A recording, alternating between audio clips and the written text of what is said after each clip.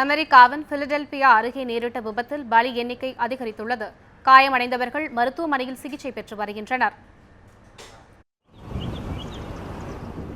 அமெரிக்காவின் பிலடெல்பியா அருகேயுள்ள அம்ட்ராக் என்ற இடத்தில் சென்று கொண்டிருந்த ரயில் திடீரென தடம் புரண்டு விபத்துக்குள்ளானது. 7 பெட்டிகள் கொண்ட இந்த ரயிலின் ஒரு பெட்டி தலைகீழாக கவிழ்ந்தது. மேலும் 3 பெட்டிகள் தண்டவாளத்தை விட்டு தூக்கி எறியப்பட்டன. வழக்கத்தை விட 2 மடங்கு, அதாவது 100 மைல் வேகத்தில் ரயில் சென்றதாலேயே விபத்து ஏற்பட்டதாக ஆரம்பகட்ட விசாரணையில் தெரிய வந்தது. இந்த விபத்தை அடுத்து ஆம்ட்ராக் ரயில் சேவைகள் உடனடியாக நிறுத்தப்பட்டன. விபத்து நடந்து சுமார் 15 மணி நேரம் கழித்தும் ரயிலில் பயணித்த பயணிகள் குறித்த முழுமையான தகவல்கள் எதுவும் கண்டுபிடிக்கப்படவில்லை.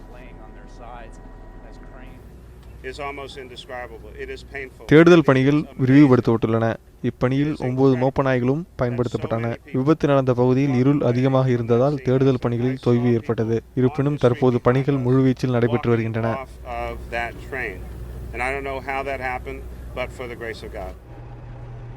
இதற்கிடையே சுமார் 200 பேர் அருகில் உள்ள மருத்துவமனைகளில் சிகிச்சை பெற்று வருவதாக மருத்துவமனை பதிவேடுகளை மேற்கோள் காட்டி தகவல்கள் வெளியாகியுள்ளன.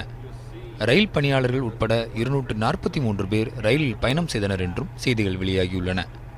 எல் துரைராஜ், உலக செய்தி பிரிவு, நியூஸ் 7 தமிழ்.